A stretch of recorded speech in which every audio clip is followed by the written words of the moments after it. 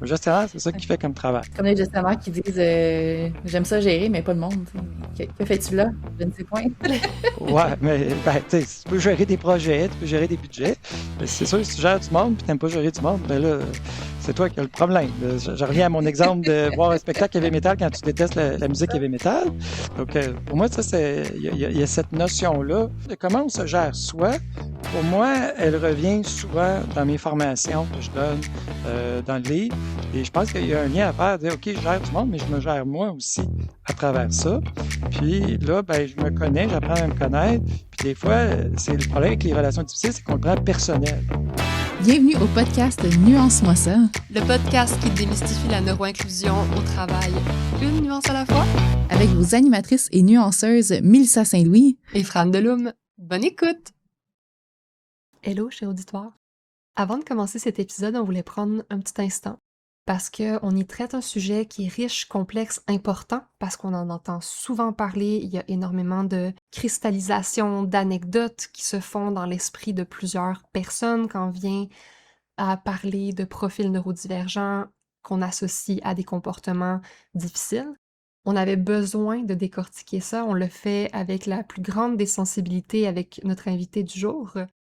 De ce fait, on explore dans cet épisode de manière limitée le sujet qui pourrait être discuté pendant des heures avec toutes sortes de nuances supplémentaires. Donc, on voulait rappeler qu'on y discute d'un angle, d'un scénario. Entre autres, on aborde le scénario où il arrive qu'il y ait une inadéquation entre une personne et son milieu de travail, puis que ça peut être OK de se réorienter.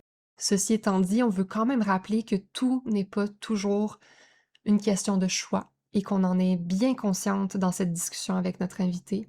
Des fois, la vie, les contraintes, nos capacités du moment, toutes ces raisons légitimes font qu'on n'a pas autant de choix qu'on aimerait avoir parfois. On veut aussi rappeler que les milieux de travail ont du travail à faire pour devenir plus neuro-inclusifs. Donc, il y a ce que nous pouvons faire, nous, comme personnes neurodivergentes, ce qui nous appartient, ce qui revient à notre agentivité, à notre autodétermination, mais il y a aussi ce qui revient au milieu de travail, aux environnements. Puis ça, c'est pour ça que Nuance a été fondée. Mélissa et moi, on croit vraiment que les milieux de travail ont tout à gagner à être plus neuro-inclusifs, et c'est pour ça qu'on fait ce qu'on fait chaque jour, qu'on a ces conversations complexes, tout en nuances. Donc, on vous souhaite une bonne écoute. Merci. À bientôt. Bienvenue dans ce nouvel épisode de Nuance-moi ça, un épisode vraiment intéressant avec un invité qu'on avait très hâte de recevoir, qui est Mathieu Guénette, pour nous parler de son livre qu'on a beaucoup aimé, Relations difficiles au travail. Mathieu Guénette, que je suis depuis très longtemps, depuis Candidat viscéral, qui était un livre qui était il y a plusieurs années, qui a vraiment marqué ma trajectoire comme personne en recrutement, en dotation, avoir des meilleures pratiques, que je recommande chaudement encore aujourd'hui. Donc, je confirme, Mel y réfère régulièrement. Vraiment. Ça me fait plaisir à entendre. Merci. Fait que merci d'avoir accepté notre invitation aujourd'hui. Ben, ça fait plaisir. Je suis bien content. C'est des beaux sujets que vous couvrez. Oui. Merci.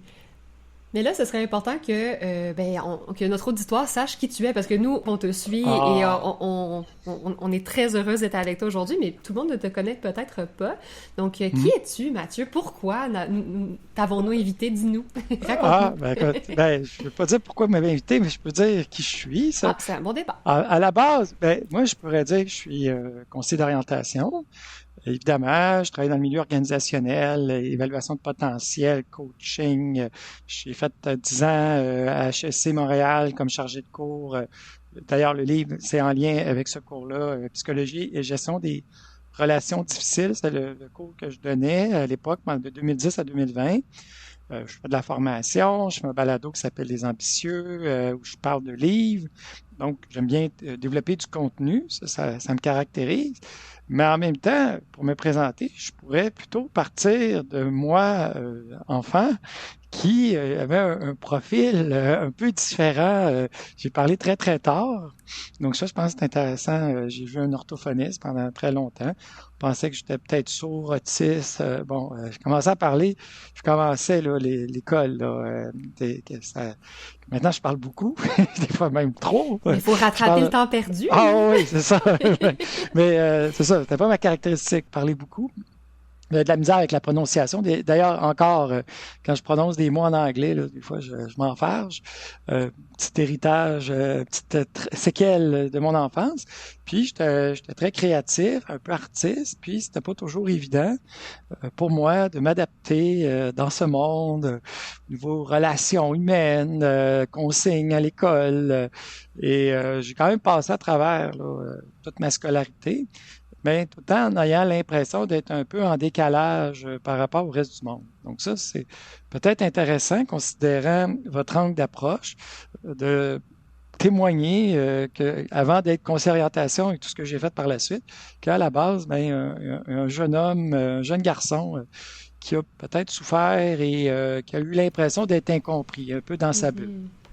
Mais merci beaucoup de ce partage-là, puis c'est certain que ça amène un angle ultra pertinent, tu sais, cette expérience vécue, c'est sûr, t'habites maintenant dans le professionnel que tu es, là. Je vois pas comment ça pourrait dissocier tout ça, puis ça suscite de l'empathie, assurément, là.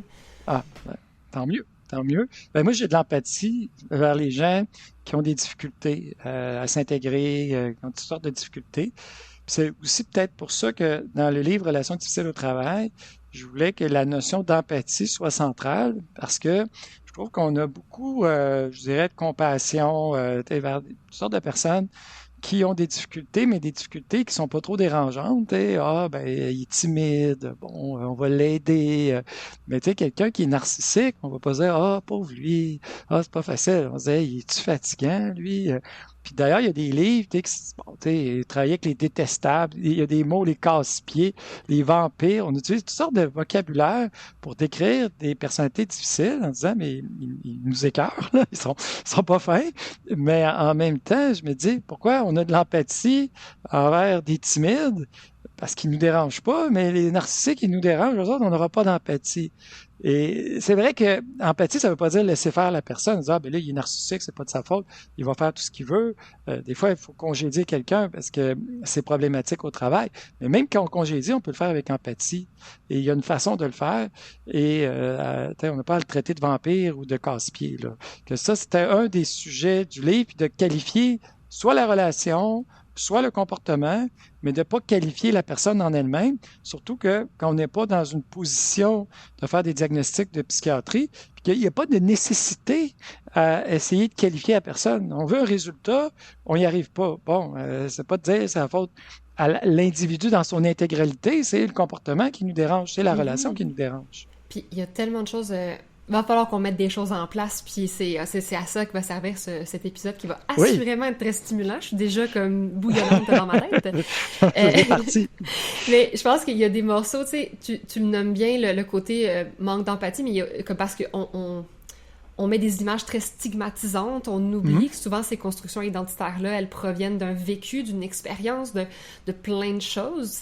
L'un n'empêche pas l'empathie et l'empathie n'empêche pas les limites et le fait de nommer ce qui est acceptable ou pas acceptable dans un milieu de travail. Ça vient pas caractériser toute la personne. Après, je sais pas si tu observes, mais dans les dernières...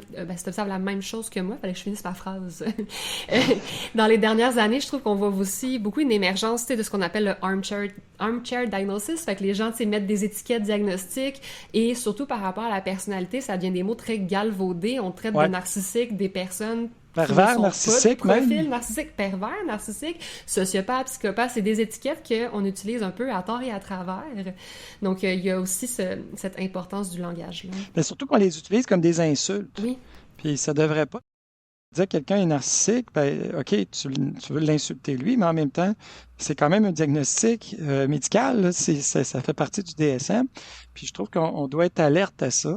Et moi, personnellement, je ne l'ai pas toujours été, parce que si on regarde mon premier livre, bon, j'étais jeune, mais tu sais, les attitudes kamikazes en recherche d'emploi, il y a un peu l'origine, mettons, on va dire, des relations difficiles au travail là-dedans, mais tu sais, c'était très moqueur, caricature, c'était des archétypes et tout ça, mais j'aurais un inconfort à sortir le même livre, Les attitudes kamikazes maintenant, si en ayant une posture plus liée à l'empathie.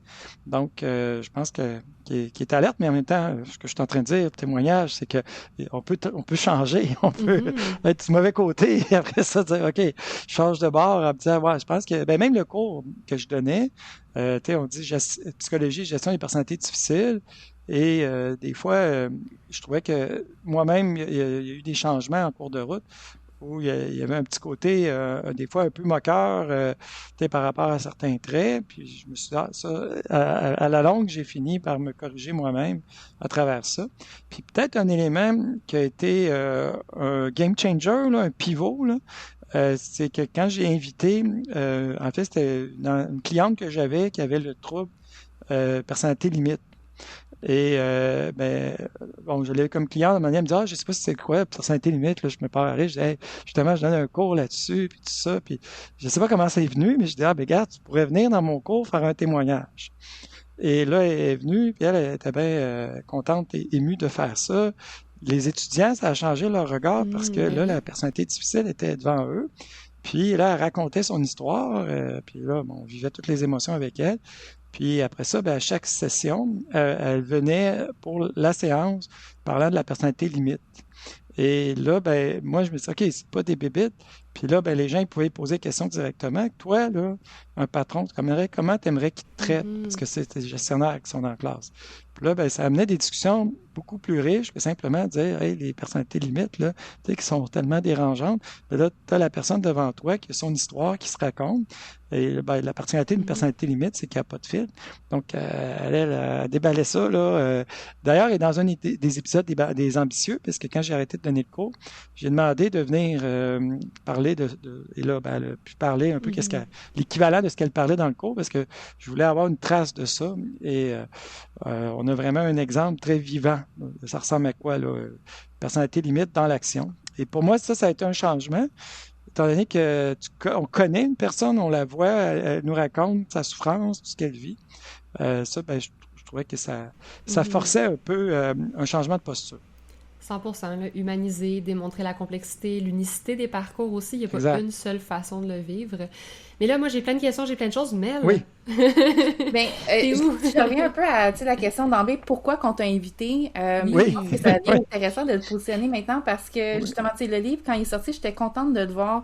Quand on parle de neuroinclusion, de profil neurodivergent, il y a souvent cette association un peu automatique-là de « Ah, ça va être difficile » ou « Ah, c'est des personnes qui vont avoir des comportements difficiles ou qui vont avoir des traits qui ressemblent à une personnalité difficile. » Puis, on essaie de déconstruire ça parce que on peut être une personne neurodivergente et avoir des traits qui s'approchent de profils qui mèneraient à des relations qui sont plus difficiles, comme non, et on peut être neurotypique et avoir des traits qui amènent à avoir... Puis tout ça, mais dans ton livre, oui, l'empathie, de la façon dont elle est ressentie, c'est le point central du fait que j'ai apprécié ce livre-là parce que nous, c'est central à notre pratique aussi. Comment est-ce qu'on est capable d'être empathique et de comprendre le besoin de l'autre puis de tricoter à travers tout ça nos besoins communs puis se rejoindre dans le centre de ça.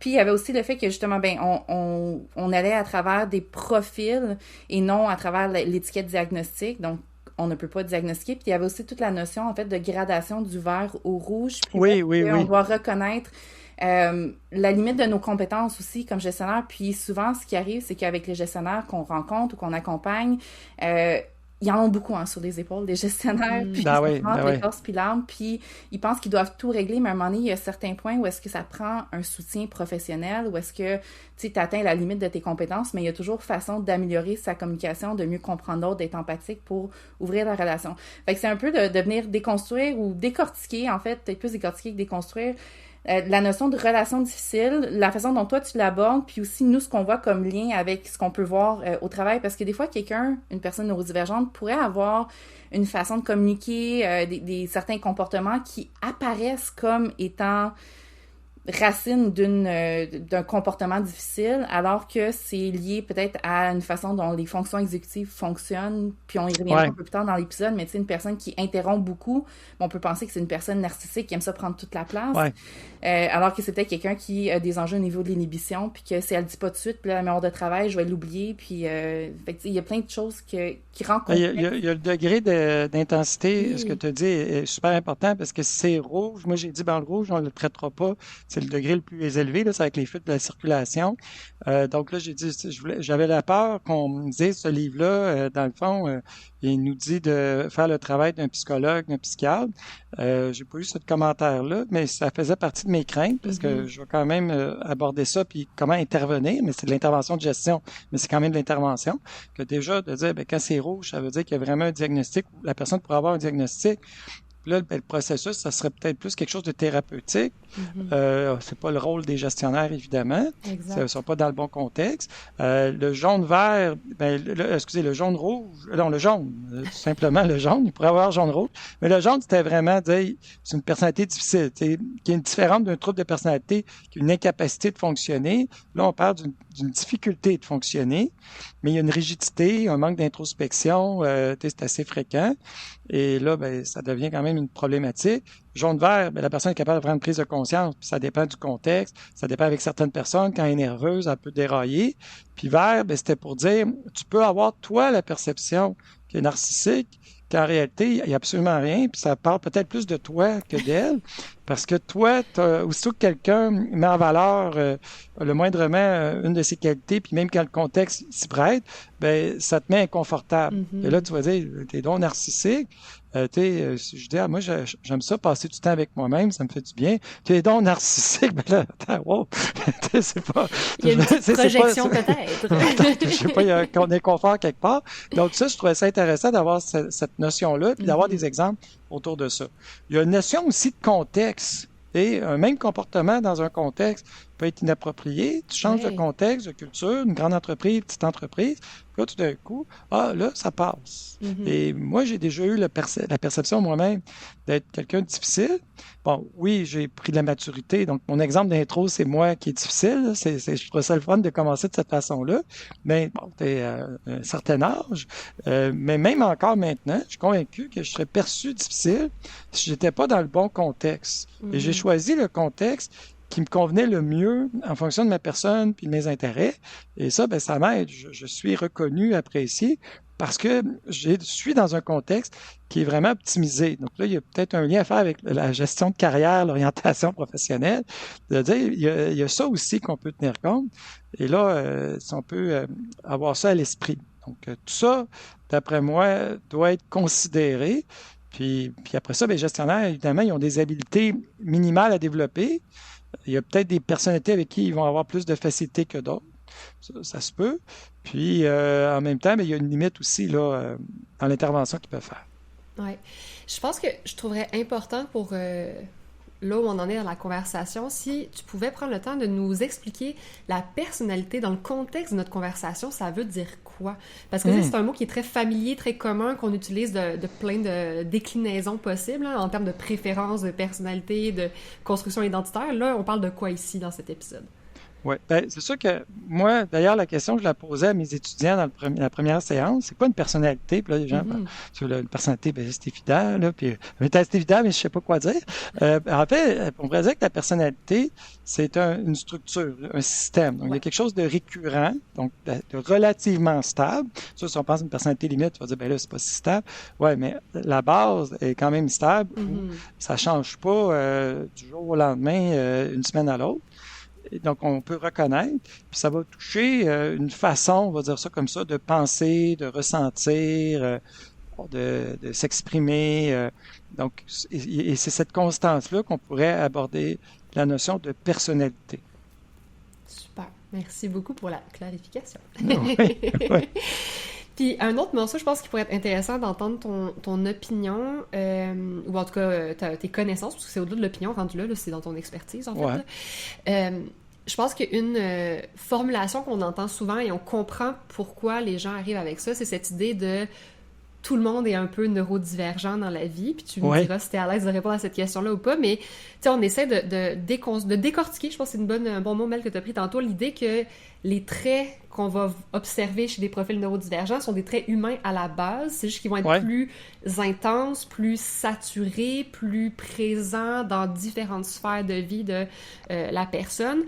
Puis je sais pas si tu as une façon de déterminer ce qui serait un trait de personnalité ou un trait humain, de ce qui devient personnalité difficile, de ce qui devient neurodivergence. C'est comment toi tu le formulerais finalement? Moi, c'est sûr, ça dépend du contexte dans lequel on est. Puis en passant, je ne considère pas être un spécialiste de la neurodivergence, mais c'est sûr que j'ai une opinion par rapport à ça. Puis je pense avoir certains traits qui pourraient ressembler à la neurodivergence, mais j'ai jamais eu de diagnostic. J'ai pas cherché non plus à aller en chercher un.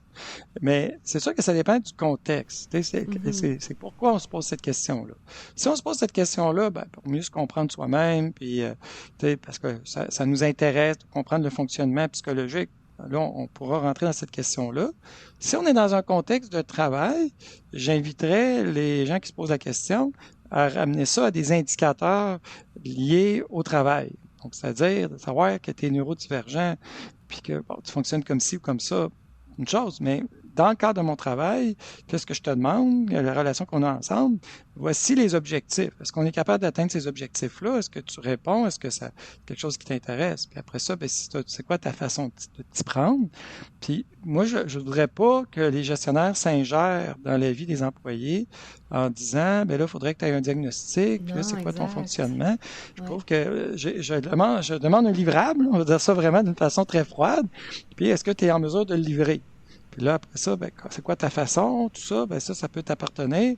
Puis si je suis bien à l'aise avec mon patron, je pourrais l'exprimer à mon patron, puis ça peut faire l'objet d'un échange, mais que ça ne devienne pas non plus quelque chose de central, parce qu'il y a des gens qui sont neurodivergents, qui arrivent à très bien fonctionner, parce qu'ils sont dans le bon contexte, puis bon, ils ont réussi à mettre les bases qu'il faut. Puis il y en a qui ont plus de difficultés. La question, c'est comment tu y arrives, puis c'est quoi que tu veux faire, puis là, je reviens à de l'orientation en parlant comme ça. Puis c'est là où on veut départager, puis Mel, je serais curieuse de voir t'en es où dans la réflexion aussi, là, il y a la personne, mais il y a l'environnement qui est peut-être très normatif, très normé, qui impose des façons de faire, ce qui va exacerber l'écart entre la manière de fonctionner d'une personne, qui est une étiquette diagnostique ou pas, qui est de la neurodivergence ou pas. Je veux dire, on a tous et toutes des façons de fonctionner qui varient et qui vont aussi s'adapter au contexte d'une manière ou d'une autre.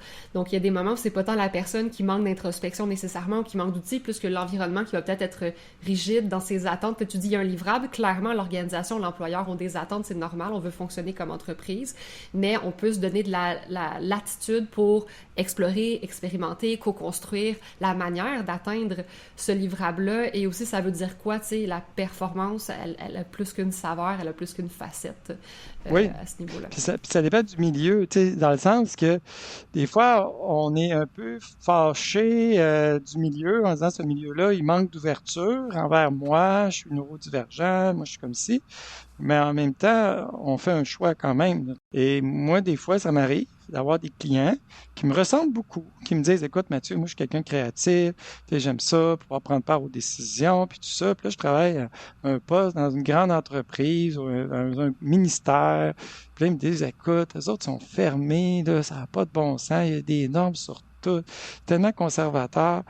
Puis là, ils ont peut-être l'impression que je vais prendre pour eux, oui, nous autres, les créatifs, tout ça, mais en même temps, je me dis, l'environnement dans lequel tu es, je comprends que ça te donne des bonnes conditions puis qu'il y a des avantages, mais tu as choisi quand même un environnement qui se caractérise par la conformité puis une certaine tradition. C'est comme si tu te rendais à chaque semaine dans une salle de spectacle où il y a des spectacles heavy metal, puis tu me dis quoi, c'est fort là, les guitares, moi j'aime pas ça. Oui, ok, t'aimes pas ça, mais tu te rends quand même à la salle de spectacle chaque semaine. Tu sais là, ça va être quoi. C'est quand même un choix que tu fais. Tu pourrais aller voir d'autres spectacles. Puis il y a des gens qui les aiment ces spectacles-là. Eux autres, ils n'ont pas tort d'aimer ça, mais toi, tu peux avoir tes raisons à toi.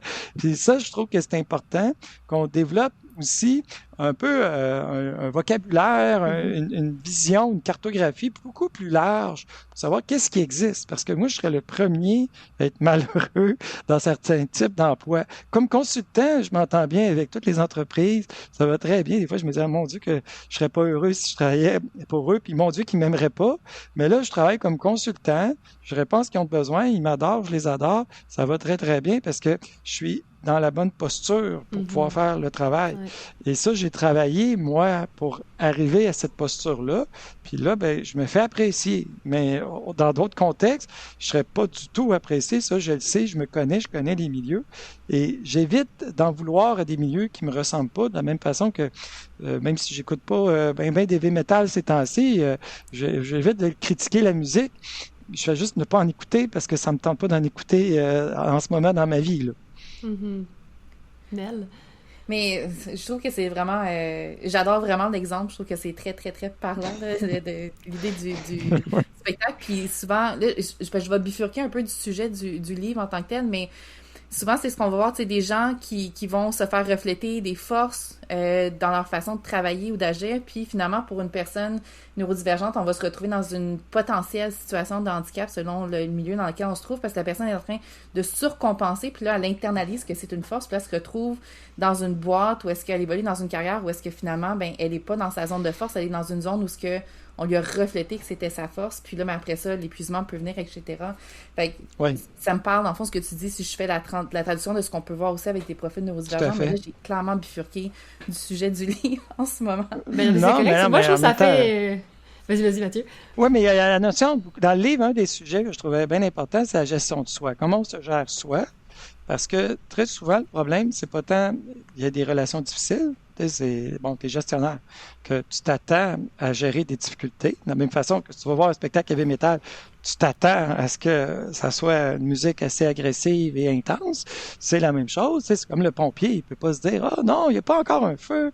Ah, moi, j'aime pas ça, les feux. Ouais, mais c'est ça le travail. Le gestionnaire, c'est ça qu'il fait comme travail. Il choisit, c'est ça. C'est comme les gestionnaires qui disent j'aime ça gérer, mais pas le monde. Mais que fais-tu là? Je ne sais point. Ouais, mais ben, tu peux gérer des projets, tu peux gérer des budgets. C'est sûr que si tu gères du monde puis tu n'aimes pas gérer du monde, mais là, c'est toi qui as le problème. Je reviens à mon exemple de voir un spectacle heavy metal quand tu détestes la musique heavy metal. Donc, pour moi, ça, il y a cette notion-là par rapport au milieu. Puis moi, ce que je dis dans le livre, ben, ça s'apprend. Donc, tu peux l'apprendre.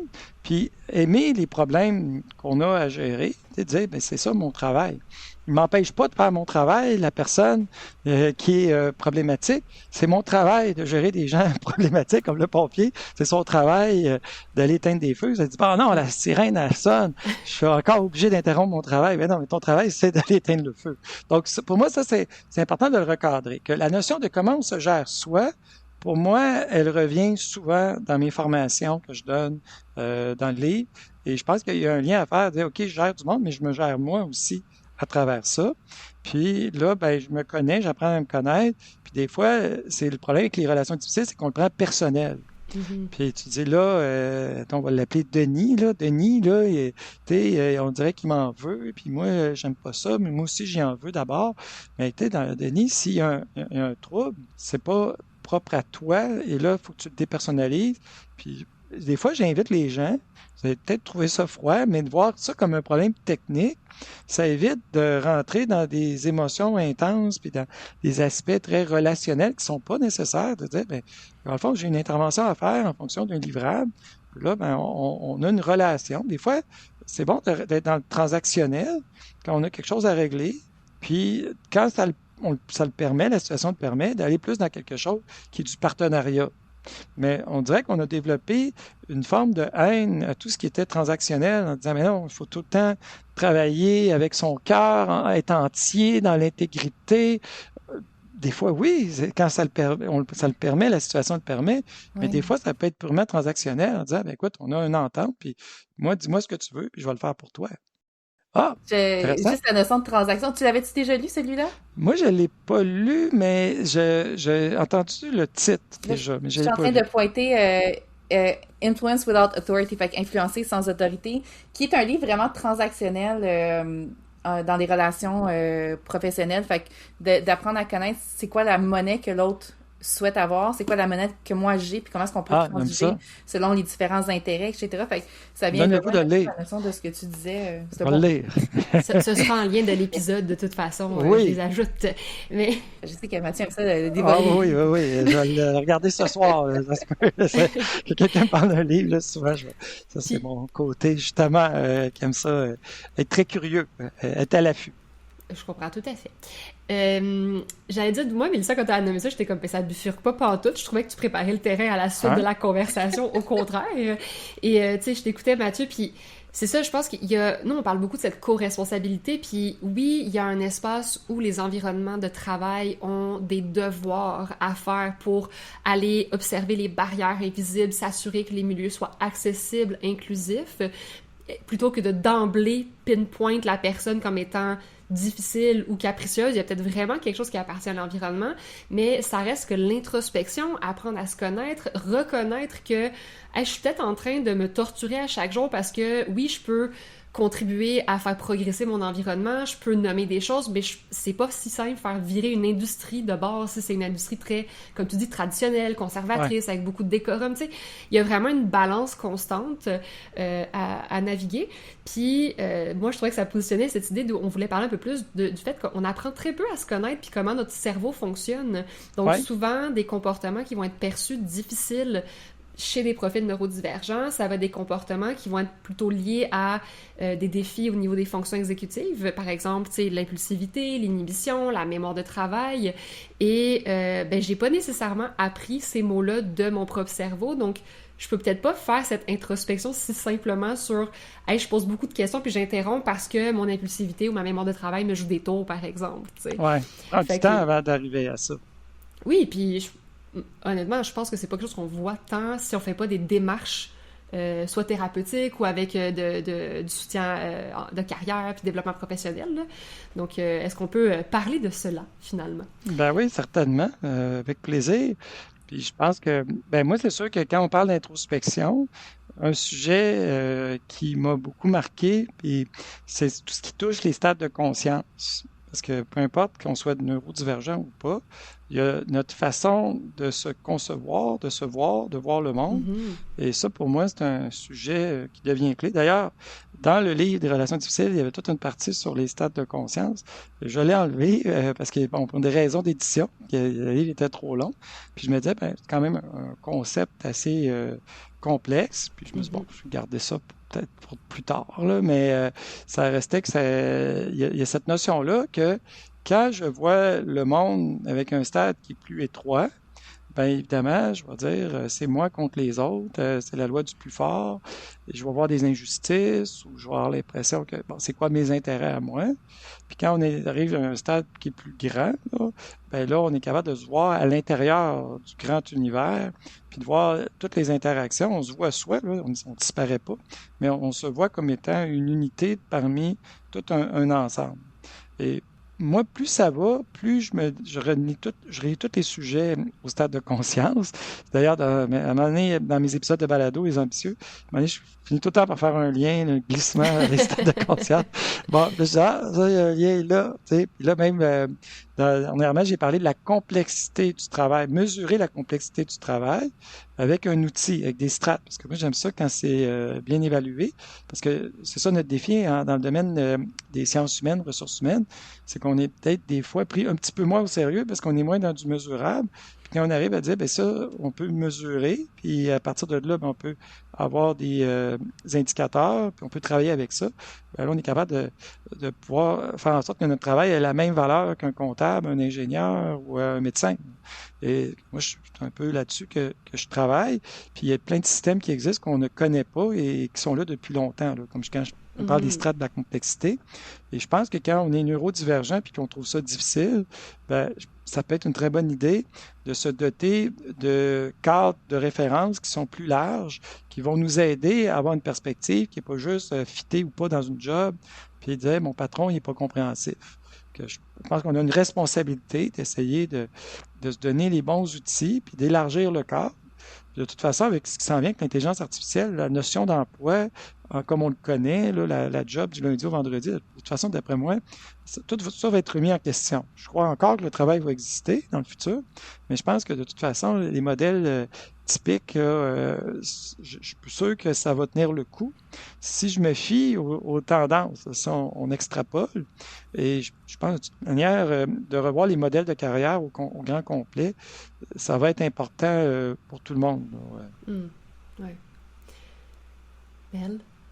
J'essaie de gérer mes étoiles filantes, là, c'est tellement de choses qui se passent dans ma tête quand on parle. Mais, justement, cette notion-là d'introspection, puis ça fait partie des éléments qu'on doit souvent discuter avec les gestionnaires, qu'on revienne à une relation qui est plus difficile dans la recherche de solutions, que ce soit une personne qui a un profil, comme dans ton livre, au niveau des relations difficiles, donc plus au niveau de la personnalité, ou que ce soit une personne neurodivergente qui vit des difficultés. Cette notion-là d'introspection, nous, on parle beaucoup de la posture de coach, de comment aider la personne à comprendre ce qu'elle vit, ce dont elle a besoin et de le communiquer puis d'essayer de co-créer des solutions ensemble. Puis, ben, ça m'arrive qu'on me dise, ben, quand je pose des questions, la personne, elle me dit, je ne sais pas. Je suis comme, bon, ben, l'introspection se muscle, puis on a des questions qu'on peut se poser sur, OK, bon, ben, quand telle situation se produit, qu'est-ce que tu peux mettre en place pour te souvenir de regarder ce qui s'est passé pour que ça soit devenu difficile à ce moment-là pour qu'on puisse en reparler.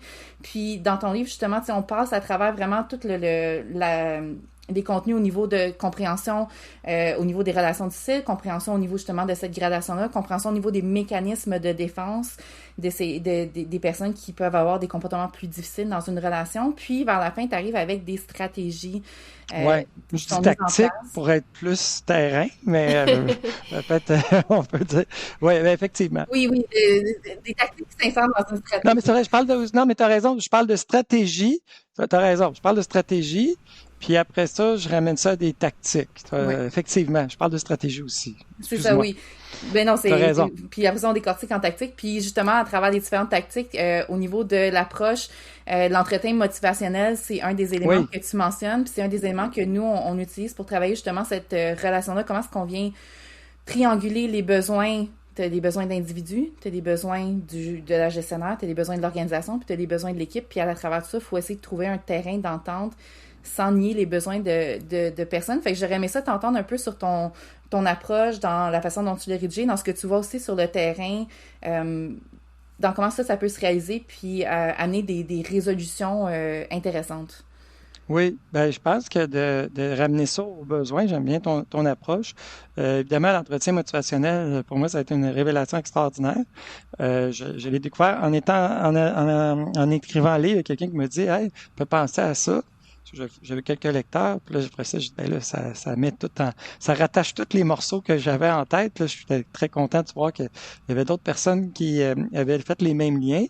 Et là, de se rendre compte que la motivation, l'engagement, on a l'impression qu'on n'a aucun contrôle là-dessus en tant que gestionnaire. Quand, en fait, souvent, il y a un angle d'approche, il y a une façon d'intervenir pour avoir cet impact-là. Mais ça reste quand même que, à la base, je vais revenir à l'orientation professionnelle, c'est est-ce que la personne est dans le bon contexte? Parce que si on me demandait à moi de faire un travail qui correspond pas à ma personne, pas avec mes valeurs, puis pas dans une culture qui me ressemble, on aurait beau avoir toutes les conditions facilitantes pour moi. J'aurais beau, moi, faire des efforts puis essayer de me comporter de la façon la plus mature qui soit. À la base, c'est un peu comme dans un couple, s'il n'y a pas d'amour entre les deux, ils peuvent travailler leur couple bien fort. Ils vont peut-être réussir à transiger ensemble, mais on s'entend que ça ne fera pas un couple fort. Puis je pense qu'il ne faut pas oublier cette notion-là au départ de y a-tu une correspondance qui est là, possible? Et ça serait pour moi une des premières étapes qui est des fois escamotée en disant bon ben il faut qu'on travaille là-dessus. Puis des fois ça se peut que la personne elle dise écoute moi c'est un travail en attendant là, c'est pas ça ma carrière. Bon, au moins c'est dit. Puis à ce moment-là on pourra négocier comment on travaille ensemble dans ce contexte-là. Que ça, pour moi, ça, c'est une des conditions. Après ça, dire, bon, OK, là, est-ce que, je parlais des strates de complexité. Bien, c'est sûr que si la strate de complexité est trop grande ou trop petite, ça va amener un décalage. Donc, la personne, elle se situe où? Le travail se situe où? Y a-t-il une correspondance? Puis après ça, tu dire, écoute, il y a un petit écart, mais je pense que cet écart-là, on pourrait le combler. Voici un plan. Et moi, plus ça va, plus j'essaie d'être systématique, précis. Et à partir de là, une fois qu'on a ça, là, on arrive dans l'aspect un peu plus tactique, de dire maintenant comment on va travailler ensemble pour réaliser ce plan-là, puis dans l'action. Puis là, à ce moment-là, tout est bien attaché. Là, il y a une communication aussi qui va se faire d'une façon assez régulière. Et je trouve qu'il y aurait vraiment beaucoup de choses qu'on peut construire, qui sont encore à construire, d'après moi, là, dans notre beau domaine. Oui, excusez, moi aussi, Oui. plein de choses qui se passent dans ma tête. Oui,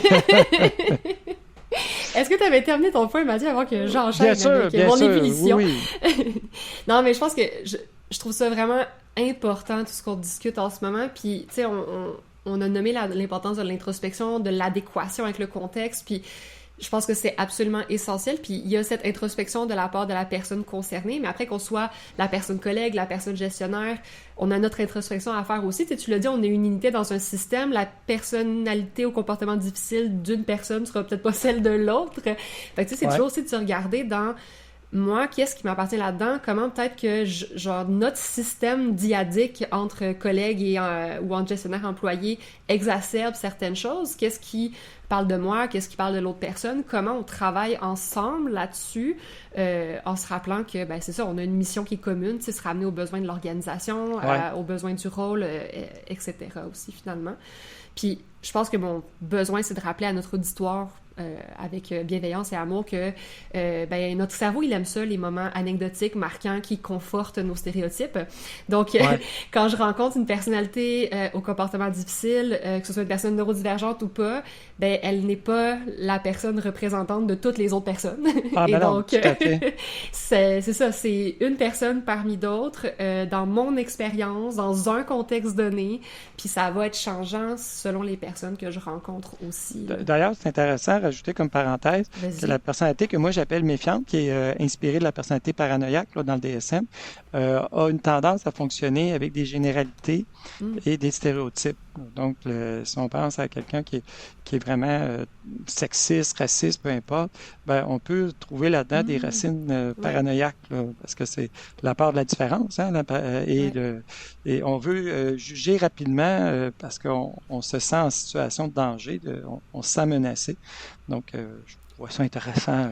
Mais c'est absolument intéressant parce que souvent, les personnes qui vont être plus mal à l'aise en rencontrant des personnes neurodivergentes ou en envisageant la réflexion d'embaucher des personnes neurodivergentes dans leurs collègues s'appuient sur des craintes stéréotypées et justement ces appréhensions-là, peut-être méfiantes à la base.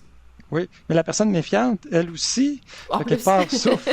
Parce qu'à quelque part, on pourrait être empathique oui, envers ceux, parce que la particularité de toutes les relations difficiles, moi, j'appelle le profil au comportement difficile, là, ouais. PCD, c'est des gens qui n'ont pas un stade de conscience très élevé, donc l'introspection est plus réduite, et n'ont pas d'empathie. Donc, on doit avoir de l'empathie envers ceux qui n'ont pas d'empathie. Et ça, c'est très, très difficile. Et Mhm. de dire, ben, à quelque part, cette personne-là, elle aussi, d'une certaine façon, souffre et fait souffrir les Ouais. autres, là. Et ça ne veut pas dire qu'on va la laisser faire, mais de pas trop rentrer dans une hargne, là, Non, c'est ne ça. soyons pas trop fâchés contre les gens qui ont des comportements qui sont extrêmement difficiles. Puis, tu sais, comme t'entends Andrew Tate, là, je prends un exemple masculiniste qui dit des Mon choses. empathie est limitée ici. Oui, mais Mais je sais. en même temps, de dire, faut pas donner trop de pouvoir Non, je suis en d'accord avec toi. étant réellement en colère contre des Ouais. propos Ouais, comme ça, même si les propos, eux, sont choquants, ouais, parce que c'est donner du crédit d'être en colère. La c'est vrai. colère, c'est une émotion qu'on devrait réserver à des gens qu'on estime et qu'on aime, qu'on Il y a trouve de qu'ils ont l'amour dans la colère. quelque chose de dire, ils ont quelque chose, tu sais, ça nous met en colère parce que quelque part, on leur Mhm. accorde une importance, mais tu sais, à ce moment-là, c'est pour ça que moi, je trouve qu'il y a un travail à faire dans l'introspection, d'être capable d'avoir un recul face à ce qui nous choque Ouais. pour dire, ben, de toute façon, on s'entend que c'est des propos qui sont conçus pour être provoquants à la base. Donc, ça veut dire que on embarque un peu dans l'effet escompté là, Ouais. par le propos. Donc, c'est pour ça que c'était intéressant d'avoir un regard beaucoup plus large pour voir la dynamique Mhm. au-delà de ce que ça suscite comme émotion profonde en nous. 100%. Puis je vais laisser Mélissa terminer cet épisode-là, mais j'allais juste nommer, je pense que dans ce que tu dis, l'empathie pourrait être un sujet exploré vraiment longtemps. Puis moi, Bien je me sûr. souviens que ma thérapeute m'avait beaucoup aidé à décortiquer ça quand elle m'avait dit il y a l'empathie intellectualisée. C'est OK, des fois, de recourir à l'intellectualisation empathique plutôt que cette empathie plus ressentie. Puis j'étais comme, ouh, ceci est un Puis des truc fois, il faut intellectualiser avant de ressentir. En plus! Oui, à part de l'avoir de façon conceptuelle. Ouais. Puis une fois que c'est conceptuel, puis après ça, on en vient à l'habiter Ouais. plus. Je- Ça peut être intéressant. Là, comme- Je cesse comme de laisser vision. mes neurones être stimulés. Mélissa, veux-tu bien nous rapper cet épisode? C'est trop intéressant, là, faut que je me jette. Ah. Le temps est une ressource limitée, donc il faut qu'on arrive à la fin. Mais merci beaucoup, Mathieu, pour tout ce que tu as apporté. Puis je continue à dire, tu sais, le livre, je l'ai trouvé vraiment très pertinent, très concret, très intéressant aussi. De façon générale, je pense que ça devient un outil intéressant dans une trousse à outils de gestionnaire ou de collègue qui vit quelque chose pour essayer d'aller de l'avant et de trouver des solutions plutôt que de se rabattre sur ça marchera pas, c'est trop difficile.